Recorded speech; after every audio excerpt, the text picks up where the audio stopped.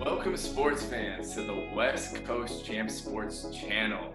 I am Nathan alongside my co host and friend Gordon. We will be bringing you sports analysis, sports games, fun activities, and even highlights. And we are super excited to bring you guys some new content here on YouTube. And today we are starting out with our 2020 pre-draft special. The NFL is the only thing going on right now, and that's what's keeping us excited. How are you feeling, Gordon? Ready to get back into some sports action. Definitely the draft is what everybody's looking forward to right now. It's coming up this week, and definitely looking forward to saying what we think is going to happen. So. Definitely, and finally we got some positivity here in the sports world.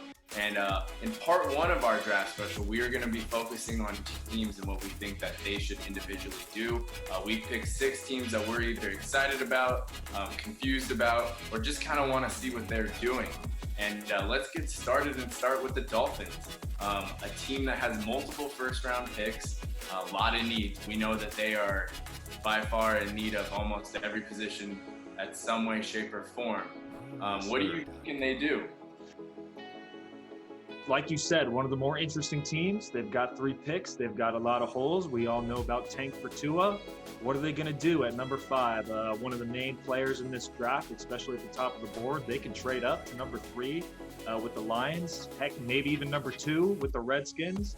There's a lot of options to be had.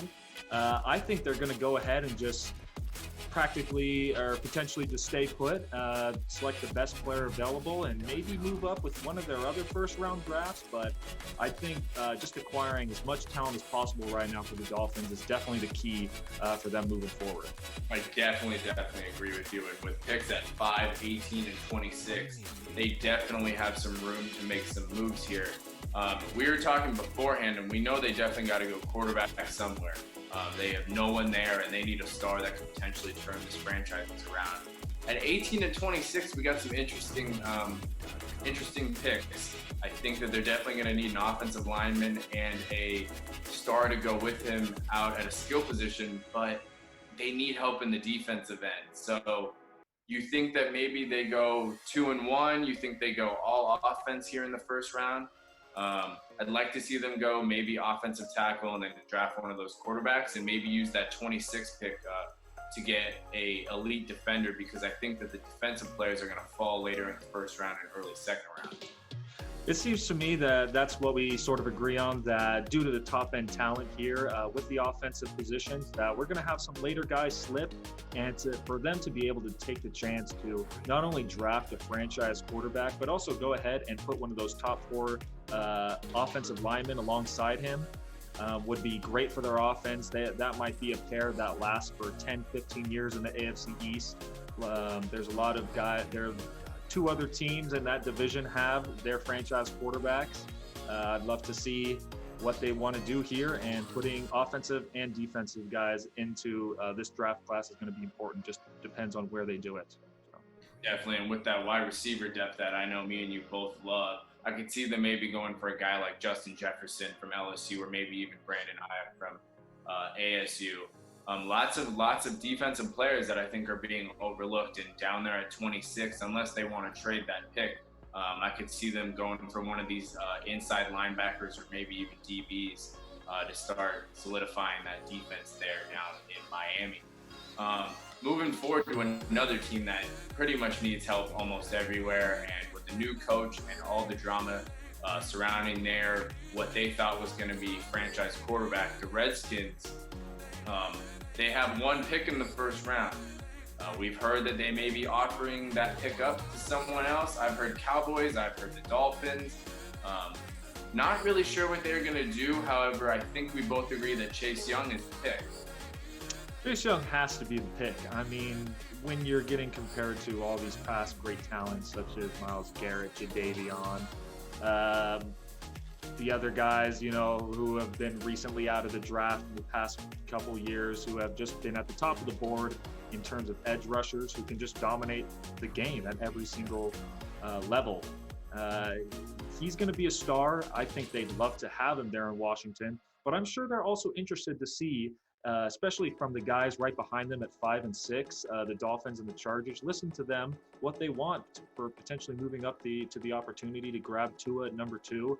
I think you got to keep your options open. You maybe perhaps miss out on Chase Young, but perhaps you still wind up with Isaiah Simmons, who would be almost just as good as an addition to that defense as Chase Young. So I think you got to keep your options open, but definitely Chase Young would be an automatic home run. So definitely, and I totally agree. I think Chase Young is an instant impact player, a la Myles Garrett, Joey Bosa, and a player just like that to go in there and start leading a defense. With their new coach being Ron Rivera, a defensive-minded coach, I think that would be the best option. And I think as much as people don't want to give him that extra year, I think you got to give Dwayne Haskins an extra year. He has no help around him, and I think later here in the second and third round, they got to go get themselves either a running back and or a wide receiver in a wide receiver-heavy draft. So I could see them maybe trying to go for a guy in that second round area, maybe T. Higgins, Michael Pittman Jr., or a guy that we may talk about later in Laviska Shenault. So definitely some guys that they can fill. The defense, I think, will end up being okay, especially if they go get a guy like Chase Young. And there's enough depth out there in the free agency that they could sign some secondary help. But the Redskins have a lot to do, and I don't think people realize, but the Redskins are going to dictate what happens in this draft based on that second pick or who they traded to. So a lot to come there with that second pick. And moving down to the 6th pick, to a team that people really didn't think were going to be there. The LA Chargers, a team that's loaded from top to bottom with the exception of maybe 2 positions, the quarterback and offensive tackle. What do you expect them to do with a few picks here in the first round? I mean, my goodness, to have that roster and that number 6 pick is something that you don't see quite often. Obviously they're missing a quarterback.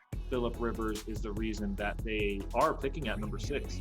He's gone. They said, bye-bye. We're not interested in having you lose any more games for us at the good old soccer stadium here down there in LA. So they need a quarterback. That's all they got to do. At number 5 and number 6, they're probably going to get the number 3 quarterback in the class, whether it be Justin, Jordan, or Jacob Eason, even Jalen. Who knows at this point?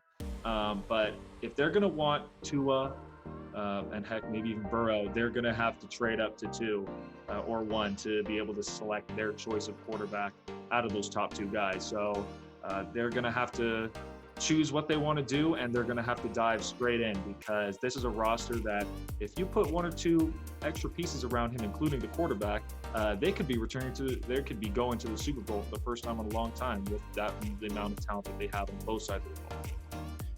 Definitely agreed. I think that there's the talent there. And it seems to be that the Chargers are not worried about putting out Tyrod week 1 if the case needs to be that. I don't see them getting Tua or Burrows, because I don't think that they'll trade up. They don't really want to get rid of anything that they have. I think at this point, we're either looking at Justin Herbert or Jordan Love. Both guys that are going to need time and not step in right away. They're about 2 to 3 years away from being starter ready. They both have the talent and the tools, big arms, but they need to be refined. My question to you really, though, is at 6 and at 23, the Chargers in different mock drafts have been looked to get maybe an offensive tackle first and then waiting on Jordan Love later in the first round. But do you think that they can risk waiting and end up not with a quarterback that they truly want? There is always the risk of certainly not getting the guy with that you want, especially with waiting. 23 is kind of back there on the end of the first half. We are estimating what, four to five quality guys. You maybe even want to throw Jalen Hurts in there to make it 5 or 6, but it's not like, sometimes these drafts are kind of a crapshoot. And you know what? You got Lamar Jackson going, number 4 or 5 2 years ago at the back end of the first, early second, and he was MVP this year. So, sometimes even waiting for that guy later in the back end of the first is better than trading up and trying to get your guy. But if they can somehow get their guy while also choosing one of those offensive linemen like Becky Becton or Tristan Wirfs, I believe is his name. Yeah. Tristan, he's the top lineman right now. Yeah, either one of those two guys and still get their quarterback, that would be an excellent addition. But you run the risk of waiting too long and your guys getting chosen off the board. So. Definitely. I think it'll be interesting. So we will see what the Chargers do there with their picks here in the first round. Moving on to our fourth team, and I think a team that you're bittersweet about, and the Tampa Bay Buccaneers. They got your boy Tom Brady, your ride or die there in New England. I will leave this one up to you, and after studying Tom and knowing him like the back of your hand, what do you think that the Bucs need to do? Well, first off, let's talk about what they do have. First, you got to start with the end receivers, Evans and Chris Godwin. They have the threats outside. Inside, you got O.J. Howard, young, and maybe hasn't reached his full potential yet, but can still be, good in the passing game and the blocking game. I'd love to see them possibly get one of those running backs in the second round. Those top end running backs, whether it be Clyde Edwards-Helaire, who I'll talk about later, DeAndre Swift, Jonathan Taylor, anybody really like that would be an excellent addition for their offense. I think getting some offensive linemen to help keep Tom upright, especially through a whole 16-game season at 43 years old, that's going to be tough. If they can get some extra offensive lineman depth to really help keep him healthy and keep the running game going, stop him from having to throw 30, 40 times during all these regular season games, that would be good for their offense. Defensively, they have some good guys as well. I think they could also make a splash defensively too. Who are some of the guys that you'd like to see join the Bucs defensively in the draft? So I think the Bucs defense, being that in reality, it was definitely one of the top defenses in the league last year. People don't realize that they were in a lot of shootouts, and a lot of that had to do with Jameis, not actually the defense. So with that being said, I think that they've had a great front seven here for a while, but they need to work on that back end. And I see them maybe potentially going for a guy like Xavier McKinney out of Alabama, or a corner out of Florida with Henderson. I think both guys could definitely help the back end of that defense and solidify center field out there for that team. And I think you're just right. I think that team has a lot of upside on offense, and Tom brings a lot of veteran presence to a young team. They do need an offensive lineman, and in a draft where offensive linemen are abundant, I think that is your first thought before you go a third option. But I think both of them are very capable of happening in this draft. And if not, they can definitely go out into the free agency pool and grab a guy there. Moving forward to another team that has a great defense and an offense that needs to be fixed are the Jets. I think both you and I are very intrigued by this team, especially in a new AFC East that's for the first time in about 20 years wide open. I like their defense. I think it's good. And I think they're about one or two pieces away from solidifying it, maybe getting an edge rusher now that they've lost Leonard Williams, and maybe a corner to help out Jamal Adams. But let's talk about that offense. Who do you see them grabbing, or what would you like to see them grab? The Jets, they have some good offensive weapons in regards to Le'Veon, Sam Darnold, and I'd say that's about it. They do not have a receiver. They need one. Grabbing one of those top 3 or 4 receivers would definitely benefit Darnold for the next, I'd say, 10 to 12 years if they actually pan out and become a legit NFL wide receiver, like most people think all 3 or 4 of those top tier wide receivers should become. There's a couple other different things they can do. One of those offensive linemen to help Darnold and Le'Veon get some holes. would definitely be good. Le'Veon kind of struggled in the run game, which negatively affects the passing game. So starting on the offensive line might be the right choice for Darnold, but I'd also love to see them bulk up even more defensively. We've seen what big, strong defensive units can do, especially out east.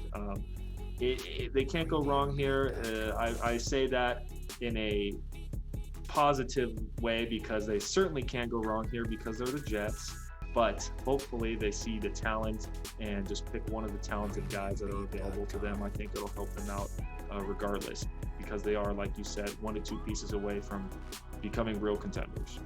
Definitely, I'd love to see them, especially where they are in the draft order. I'd love to see them get one of those top 4 receivers and give Darnold an extra weapon out there. Moving on to our last team, a team that is in what for some reason turned out to be absolute peril, going from the Super Bowl to releasing their star running back to being $6 million over the salary cap. I mean, what has not gone wrong for the Rams? A team that doesn't have a first-round pick. They traded him all the way for Jalen Ramsey. What do you think the Rams should do? Man, they have completely handicapped themselves, being not only over the salary cap, but paying a few guys huge contracts. They kind of force themselves into this when you make the Super Bowl. Guys become expensive, but some of these guys got paid too early, and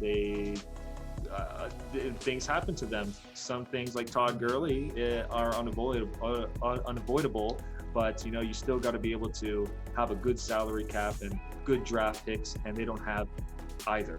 They don't have any draft picks. They don't have any salary cap. I'm not sure what they should do. Trading back in the first round seems almost unrealistic. They don't have any good players to trade for. They already did. Brandon Cooks went away. They traded him for picks. Todd Gurley's gone. It's a tough situation. I'm almost at this point where you say, hey, lose this season. Hopefully you still have all your picks next year, plus a little extra from the trades, and just come back with some free salary cap, and hopefully you do sign some good free agents and drop some guys later in the back end of this draft. Definitely, I do see what you are saying there. I personally think that they need to just go for it in a draft that is so deep and maybe grab one of the first round talent. They lost a lot on the offensive side of the ball and the defensive side of the ball, and I think that they have some talent around that they can trade to somehow sneak into maybe the late first round, grab a defender like we were talking about. But they need to do something now and fast, and I think all of the options that you laid out are great. And one last thing to look at before we sign off is that with the amount of offensive talent that is in this draft, we are going to see teams like New Orleans, Minnesota, Seattle, Baltimore, Green Bay, even the Chiefs at 32, they are going to get steals in this first round that I think are even going to benefit them and make these teams that we try and penalize by putting them at the end of the first round. It's really not a penalty this year. That's how much talent there is in this draft. And with that being said, we appreciate you all tuning in today and listening to us. Gordon, those were some great takes. We want to hear what you have to say about what we said. We want to hear what you have to say about those teams, if not other teams. Please drop a like below and hit that subscribe button, and we will see you next time on part 2 with a little bit different of a video. We will see you all soon.